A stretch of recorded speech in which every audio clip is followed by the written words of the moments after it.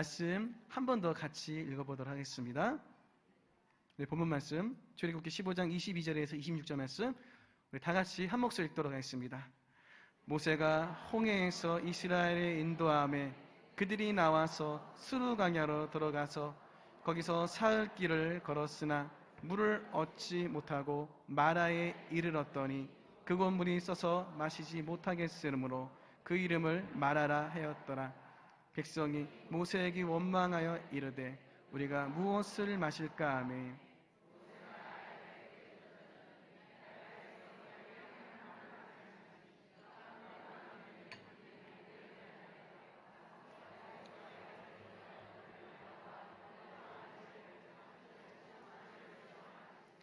이르시되 너희가 너희 하나님 나 야훼의 말을 들어 순종하고 내가 보기에 의를 행하며 내 계명에 귀를 기울이며 내 모든 규례를 지키며 내가 애굽 사람에게 내린 모든 질병 중 하나도 너희에게 내리지 아니하리니 나는 너희를 치료하는 야훼임이라. 아멘.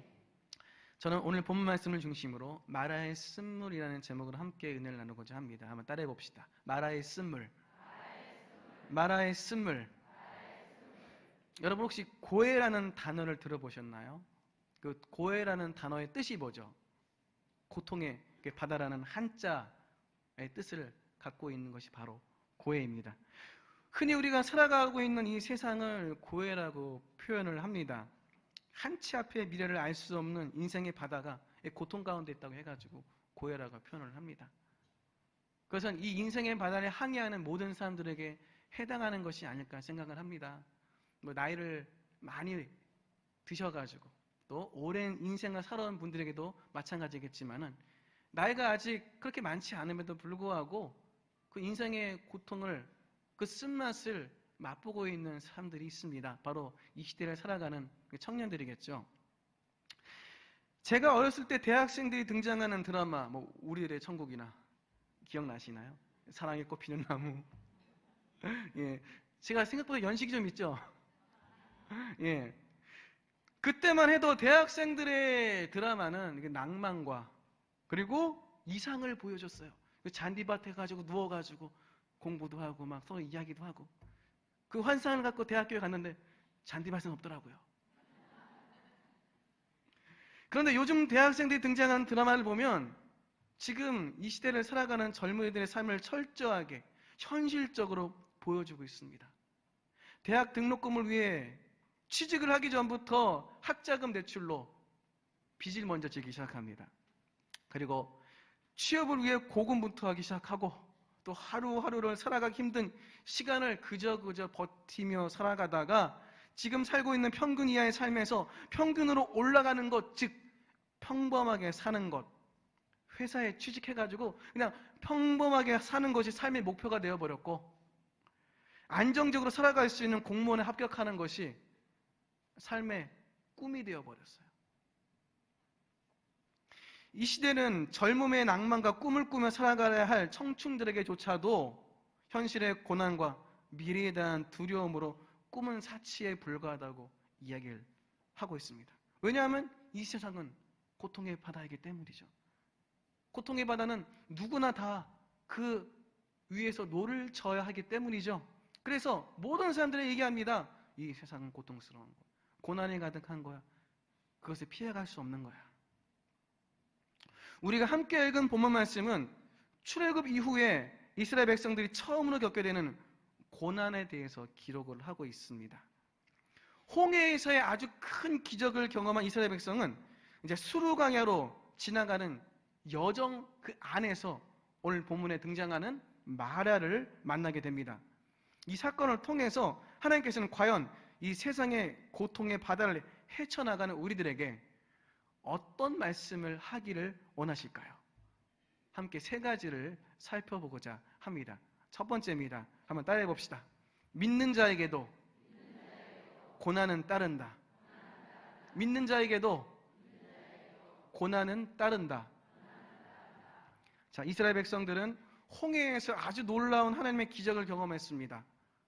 홍해에서 그 당시에 가장 센 아주 강한 군산이 이집트 그 군대를 물리쳐 버리시는, 이스라엘 백성들은 아무것도 하지 않았는데 하나님께서 친히 물리쳐 버리시고 그 큰 바다를 갈라버리시는 아주 큰 기적.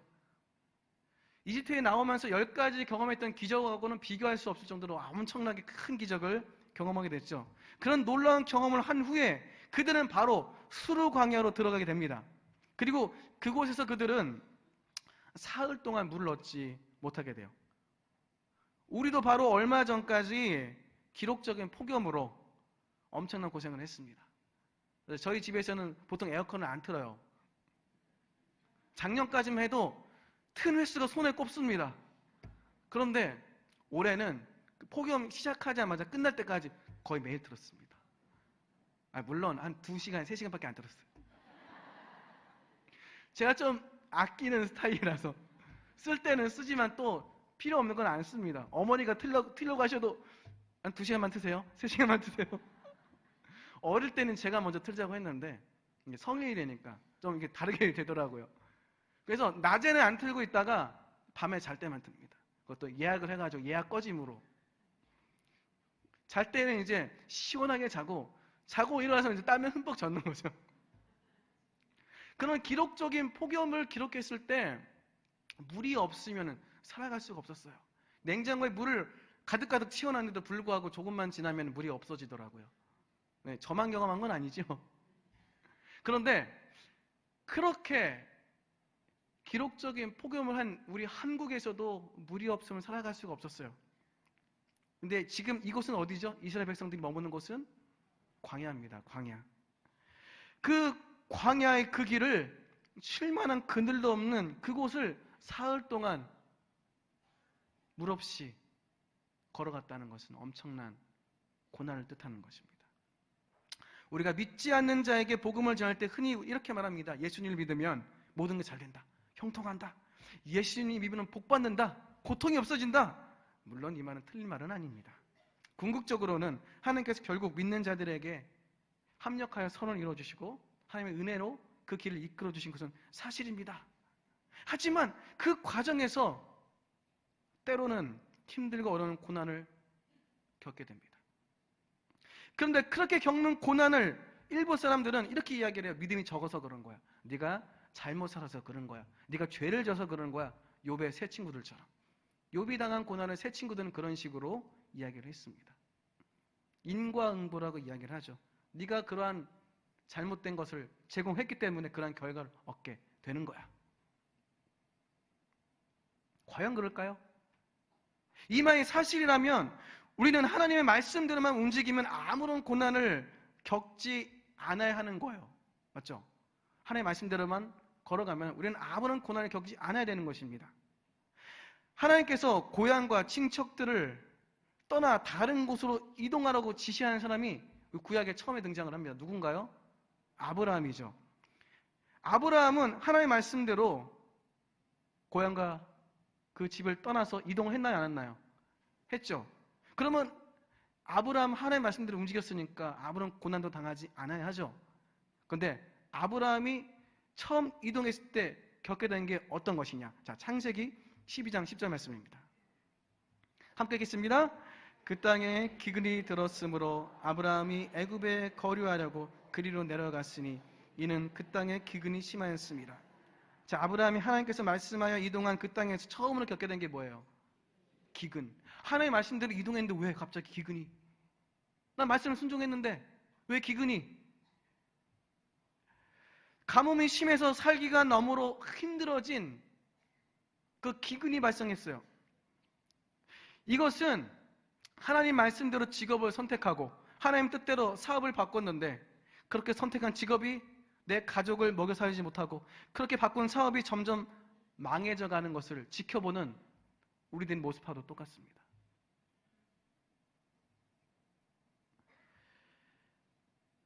하나님을 믿는다고 해서 그 고난에 비켜가는 것은 절대로 아니에요.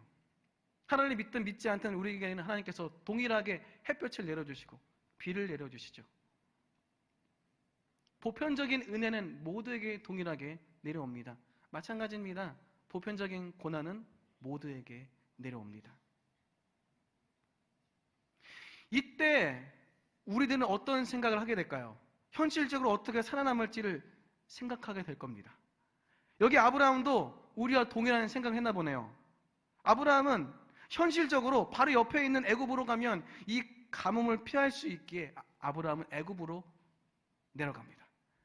하지만 이 아브라함의 이 선택은 그의 인생에 있어서 아주 큰 오점을 만들게 되죠.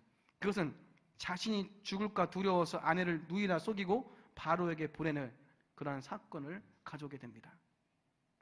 이 사건은 하나님 입장에서 볼 때 어마어마한 잘못을 저지른 거예요, 아브라함이. 왜냐하면 너의 아내를 통해서 내가 자손들을 주기로 약속을 했는데, 하나님께서 아브라함의 아내를 통하여서. 그런데 그 아내를 다른 사람 줘버렸어요.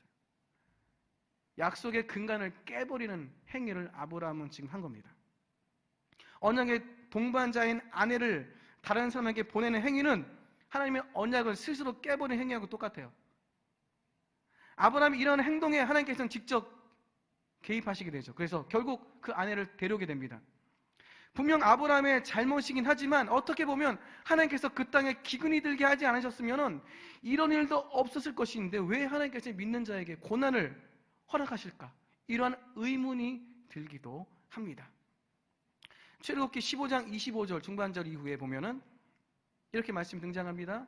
거기서 야훼께서 그들을 위하여 법도와 율례를 정하시고 그들을 위하여 시험하실세. 하나님께서 믿는 자들에게 고난을 허락하신 이유는 우리가 그럼에도 불구하고 하나님의 말씀대로 살아가느냐 그렇지 않느냐를 테스트하기 위함이십니다. 고난을 통해 믿는 자를 테스트하는 것이죠. 고난 속에 담겨진 하나님의 깊은 뜻은 우리를 하나님의 길로 온전하게 성숙하게 인도하기 위함인 것입니다.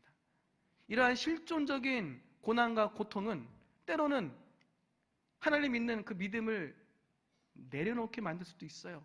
하지만 그 고난은 하나님께서 우리에게 허락하신 나를 다시 한번 살펴보고 내 스스로를 하나님께 정화시킬 수 있는 좋은 기회가 됨을 잊지 마시기를 부탁드리겠습니다. 그렇기 때문에 믿는 자에게도 반드시 고난이 따릅니다.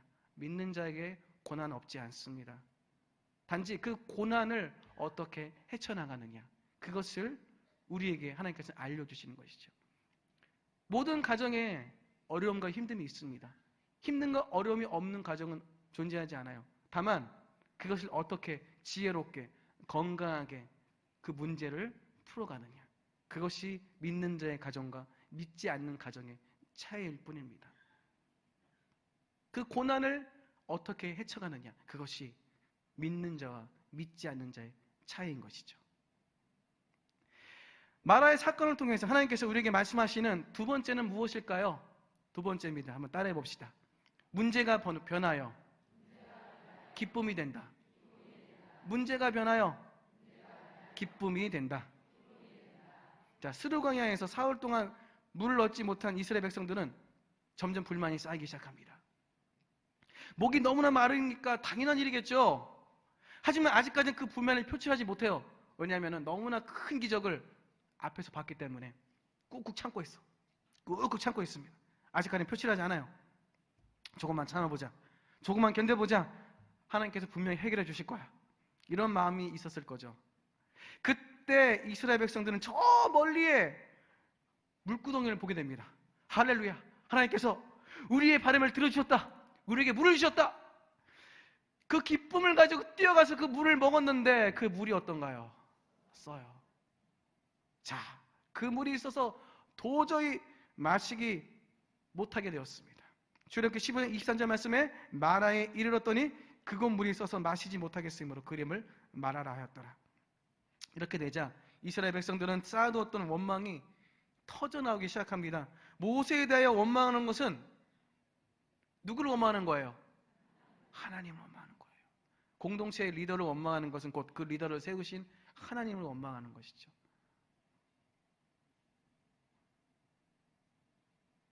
이스라엘 백성들은 모세를 원망하는 것을 통하여서 결국 하나님을 원망하기 시작합니다. 이러한 원망을 들은 모세는 무엇을 했을까요? 바로 하나님께 기도하기 시작합니다. 이것이야말로 리더의 참된 모습이죠. 문제를 인간적으로 해결하기 전에 하나님 앞에 기도하는 것, 이 기도를 들으신 하나님은 그 리더의 모습, 그 모세의 모습을 보시고 그 문제를 해결해 주십니다. 출애굽기 15장 26절 말씀을 보면 이르시되 너희가 너희 하나님 나 야훼의 말을 들어 순종하고 내가 보기에 의를 행하며 내 계명에 귀를 기울이며 내 모든 규례를 지키면 내가 애굽 사람에게 내린 모든 질병 중 하나도 너에게 내리지 아니하리니 나는 너희를 치료하는 야훼임이라. 하나님께서는 모세에게 성경을 보면은 반석을 명하여 물을 내게 하거나 새로운 우물을 파서 그 물을 다시 내어주지 않으셨습니다. 마라의 쓴물을 단물로 바꾸신 것이죠. 곧 나에게 절망이 되었던 그 마라가 나에게 기쁨이 된 샘물로 바뀌게 되었던 거죠. 우리 인생에는 마라와 같이 내 입을 쓰게 만드는 것들이 있을 수 있습니다. 내 삶을 힘들게 만들고 나에게 고통을 가져다 주고 나를 어렵게 하는, 사랑하는 부모님이나 자녀들이 혹은 남편이나 아내가 혹은 교회 식구들이나 친구들이 이렇게 가장 가까이에 있는, 그리고 내 옆에 지근이 있는데 내 입을 쓰게 만드는 사람들이 존재할 수도 있습니다. 또 그런 사건들이 일어날 수도 있습니다. 그런데 그때 하나님께서는 우리에게 새로운 사람들 보내주시거나 아니면 새로운 가정을 주시거나 아니면 새로운 교회로 옮기라고 하실까요? 그렇지 않으세요. 오히려 그 고난을 가져다주는 그 문제를 바로 그곳에서, 문제가 있는 그곳에서 그 문제를 해결하여 그 문제가 변하여 내 기쁨이 되게 만들길 원하십니다. 믿으십니까? 믿으십니까? 교회 안에서 나를 힘들게 만든 사람 때문에 목사님 전 도저히 교회를 못 다니겠어요. 도저히 전 이 구역에 못 있겠어요. 전 도저히 이 교구에 못 있겠어요. 옮기는 것이 해답일까요? 옮기게 되면 그곳에서는 그런 문제가 안 일어날까요? 하나님께서 우리에게 원하시는 것은 그 문제가 있는 그곳에서 그 문제를 해결하는 것입니다. 마라의 쓴물을 바꾸어서 단물로 해결해 주셨던 것처럼 나에게 고난을 가져다주는 그 문제가 변하여 나의 기쁨이 되는 기적을 체험하는 우리 모두가 되시기를 주님의 이름 부탁드리겠습니다. 마라의 사건을 통해서 하나님께서 우리에게 말씀하시는 그 세 번째는 뭘까요? 자, 세 번째입니다. 한번 따라해 봅시다. 문제가 변하기 위해선 십자가를 져야 한다. 한 번 더 합시다. 문제가 변하기 위해선 십자가를 져야 한다. 자, 마라의 쓴물을 하나님께서는 모세의 기도를 들으시고 이스라엘 백성들을 위해서 그 쓴물을 단물로 바꾸셨습니다. 그렇다면 마라의 쓴물은 어떻게 단물로 고쳐지게 되었을까요? 출애굽기 15장 25절 함께 보도록 하겠습니다. 모세가 야훼께 부르짖었더니 야훼께서 그에게 한 나무를 가리키시니 그가 물에 던지니 물이 달게 되었더라. 하나님께서는 모세에게 한 나무를 지시하여 그것을 물에 던지게 하셨습니다. 구약 이 출애굽기에 등장하는 이 나무는 신약에 등장하는 어떤 중요한 형상을 상징합니다. 뭘 상징할까요? 어떤가요? 나무, 십자가. 나무로 만든 십자가. 여러분, 십자가 하면 어떤 게 떠오르시죠? 예수님, 고난, 흘리신 보혈, 예수님의 사랑, 예수님의 대속, 여러 가지가 있겠죠. 그런데 저는 오늘 지금 이 설교에서 이 한 가지를 말씀드리고 싶습니다. 그것은 바로 희생입니다. 따라해 봅시다. 희생. 예수님의 인간을 위한 희생이 바로 오늘 제가 여러분에게 말씀드리고 싶은 십자가의 의미입니다. 우리는 내 입을 쓰게 만드는 내 주변에 있는 마라와 같은 그 문제가 변하여 내 기쁨이 될 것이라는 것을 좀 전에 알게 되었죠. 그런데 그 문제가 기쁨으로 바뀌기 위해서는 조건이 필요합니다. 어떤 거죠? 네, 마라의 쓴물을 단물로 바꾸기 하나님께서는 한 나무를 지정하여 던졌더니 그것이 단물로 바뀌었다고 말씀했던 것처럼 우리는 그 문제를 향하여서 십자가를 던져야 됩니다. 그게 뭘까요? 아까 말씀드린 우리의 희생. 여러분의 문제를 향해 여러분이 지셔야 할 십자가를 던지셔야 합니다. 마태복음 16장 24절 말씀을 보면 이에 예수께서 제자들에게 이르시되 누구든지 나를 따라오려거든 자기를 부인하고 자기 십자가를 지고 나를 따를 것이니라. 남편이나 아내가 혹은 자녀들이 좀 바뀌길 원하시나요? 아니면 구역 식구들이 좀 변하길 원하시나요? 물질의 문제가 좀 해결받기를 원하시나요? 나를 힘들게 하는 모든 것들이 변하길 원하시나요? 그렇다면 우리들이 져야 할 십자가를 질 준비가 되어 있어야 합니다. 내가 마땅히 져야 할 십자가는 지지 않고 사람이 바뀌고 환경이 변하고 문제가 해결되길 원하는 것은 욕심입니다. 내가 해야 할 희생을 감당을 해야 합니다. 내가 가정에 남편이면 남편으로서 희생을 해야 되고 아내라면 아내로서 희생을 해야 되고 어머니라면 어머니로서 희생을 해야 되고 또 자녀라면 자녀로서 희생을 해야 됩니다. 근데 지금은 희생을 이야기하지 않아요. 자기 권리를 이야기해요. 내가 무엇을 어떤 권리를 지금 놓쳤는지를 따져 묻습니다. 왜냐하면 내 인생은 내 거기 때문에 내 삶의 주인은 나이기 때문에 십자가를 진다는 것은 내 인생은 내 것이 아니라는 것을 고백하는 것입니다. 하나님께서 예수님의 핏값으로 우리를 사셨다고 성경에 기록되어 있어요. 그래서 우리는 누구의 소유라고 이야기를 하죠? 하나님의 소유. 하나님의 소유가 되었다는 것은 곧 우리는 하나님 것이라는 겁니다. 하나님 것. 그 단순히 그냥 하나님 거구나. 내가 하나님 거구나. 거기에 머물러서는 안 돼요. 자, 조선시대를 보면은 주인의 것이 된 사람들이 있습니다. 누구죠? 종들이죠. 그 종들의 생사 여탈권 누가 갖고 있나요? 주인이 갖고 있어요. 주인 뜻 없이는 종들은 아무것도 할 수 없습니다. 종이 결혼을 종들 마음대로 할 수 있나요? 못합니다. 종이 애를 낳는 것도 주인 뜻대로 해야 되고 애를 키우는 것도 주인 뜻대로 해야 됩니다. 자, 심한 말을 해볼까요? 우리가 개를 키우는 개가 새끼를 낳으면 새끼를 주인이 마음대로 나눠주죠. 종들의 그 자녀들은 주인이 마음대로 나눠줄 수도 있습니다. 주인 거니까. 종들의 자녀의 결혼도 주인 마음대로 하는 것이죠. 그런데 우리가 하나님의 종이 되었다고 이야기를 하는데 영접하는 자, 곧 그 일을 믿는 자들에게 하나님의 자녀가 되는 권세를 주신다고 말씀하셨는데 영접이라는 것이 단순히 입으로 신하고 그냥 믿고 따르는 것에 그치는 것이 아니에요. 그 이상을 요구해요. 뭐죠? 하나님의 소유가 되는 것, 내가 하나님의 종이 되는 것이에요. 그것은 내 인생의 주도권이 나에게 있는 것이 아니라 하나님께 있음을 고백하는 것과 마찬가지입니다. 그런데 그렇게 하나님 것이라고 이야기를 하는데 내 인생은 내 거야. 내 자녀의 삶은 내가 주도해야 해. 내가 갖고 있는 물질도 내 거야.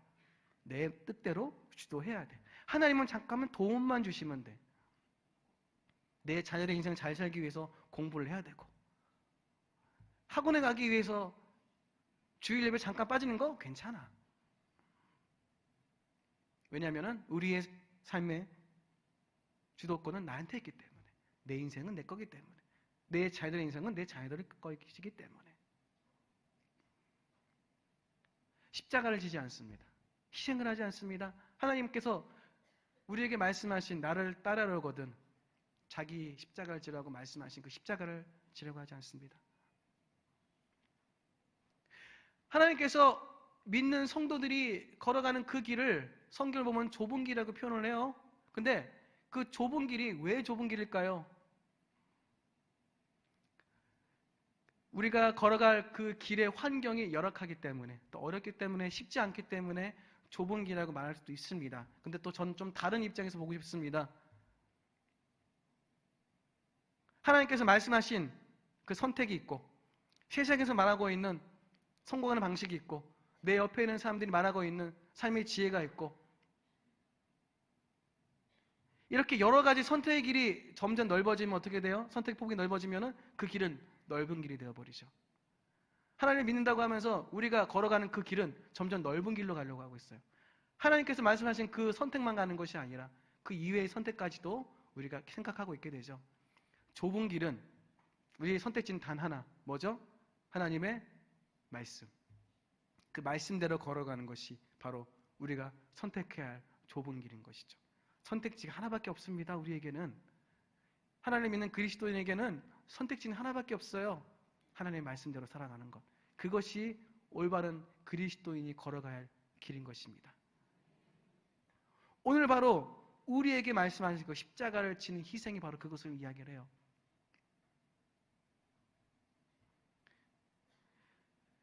그 십자가를 지는 그 일들을 통하여서 희생을 아버지께 드리고 또 희생을 통하여 마라의 쓴물, 나를 힘들게 만들고 나를 고통스럽게 만드는 그러한 모든 일들이 다시 단물로 바뀌게 되는 믿음의 기적을 체험하게 되는 우리 모두가 되시기를 부탁드리겠습니다.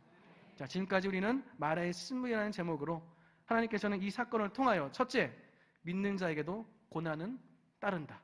둘째, 문제가 변하여 기쁨이 된다. 세 번째, 문제가 변하기 위해서 십자가를 져야 한다라는 이 세 가지를 우리에게 말씀하신 것을 알게 되었습니다. 사실 수르광야의 여정에 있어서 말하는 최종 목적지가 아니에요. 중간에 가다가 만나게 된 그런 물일 뿐이죠. 이스라엘 백성들이 몸을 누이고 쉴 수 있는 오아시스는 따로 있었습니다.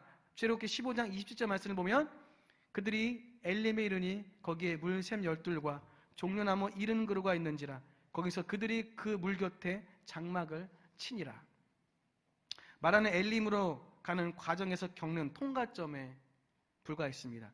최종 목적지가 마라가 아니라는 것이죠. 이것은 마치 그리스도인이 세상에서 살아가는 여정에 있어서 이 땅에서의 고난과 문제는 천국으로 가는 과정에서 겪는 통과점에 불과하다는 것과 마찬가지입니다. 하지만 실제로 그 문제를 겪는 우리들에게 느껴지는 체감 온도는 엄청납니다. 사흘 동안 광야에서 물을 먹지 못한 갈증만큼이나 힘들고 고통스러울 것입니다. 지금 내가 겪고 있는 고난은 당사자가 아닌 이상 다른 사람은 판단할 수 없을 고통일 것입니다. 그래도 우리는 잊지 말아야 합니다. 이러한 고난은 하나님께서 우리를 테스트하기 위해 주시는 것이라는 것을. 그렇기 때문에 우리는 그리스도인으로서 져야 할 희생의 십자가를 질 수 있어야 합니다. 저도 그렇게 살아가기 위해 노력하겠습니다. 목사로서 져야 할 십자가를 지기 위해 부족하지만 최선을 다하여 노력하겠습니다. 오늘 여기에 있는 우리 모두가 그렇게 힘들고 어려운 고난에 찾아올 때 부모로서, 자녀로서, 직분자로서, 리더로서 무엇보다 그리스도인으로서 져야 할 십자가를 함께 져주시길 부탁드리겠습니다. 고린도후서 5장 7절 말씀을 보면 이는 우리가 믿음으로 행하고 보는 것으로 행하지 아니함이라. 우리가 보는 것으로 느끼는 것으로 살아가는 존재가 아닙니다. 내가 보이는 고통과 내가 보이는 힘듦을 그것 때문에 살아가는 존재가 아닙니다. 교회 안에서 나를 힘들게 만드는 사람들, 눈에 보이는 그 사람들 때문에 내가 살아가는 것이 아닙니다. 눈에 보이는 문제는 중요하지 않아요. 보이는 고난과 느껴지는 고통을 넘어서는 믿음, 뭐냐? 다시 말해 하나님은 좋으신 아버지이며 이미 나에게 좋은 일을 행하셨고 앞으로 행하실 것이라는 것을 마음 깊이 받아들이는 믿음으로 살아가는 우리 모두가 되기를 주님의 이름으로 부탁드리겠습니다. 앞에 보이는 고난은 그냥 지나가는 통과점에 불과해요. 우리가 찬양으로도 드리잖아요. 이 또한 지나가리라. 그러니까 지나가는 통과점에 불과합니다. 믿음의 그 여정에는 믿음을 붙잡기 위한 인내가 필요합니다. 그 인내를 발휘하여 오늘도 그 고난 가운데 혹여라도 있으시다면 그 고난을 믿음으로 헤쳐나가시는 우리 모두가 되시기를 주님의 이름으로 부탁드리겠습니다. 기도하겠습니다. 하나님, 오늘 말씀 가운데 우리가 어떻게 힘든가 어려움을 대처해야 할지 또 그 가운데 아버지께서 우리에게 주신 말씀이 어떤 것인지 깨닫게 하심을 감사드립니다. 그러한 힘든가 어려움이 있을 때에 아버지께서 우리 안에 주시는 그 말씀을 기억하면서 우리가 그 길을 온전한 믿음으로 걸어갈 수 있도록 이끌어 주옵소서. 내 삶의 주인은 내가 아님을 고백합니다. 그렇기 때문에 욥과 같이 주신 자도 야훼시요 취하신 자도 야훼시니 오직 하나님만 영광 받으시옵소서. 그런 믿음의 고백을 우리가 드릴 수 있도록 오늘도 우리의 삶을 이끌어 주옵소서. 모든 말씀 살아계신 예수님의 이름으로 기도드립니다.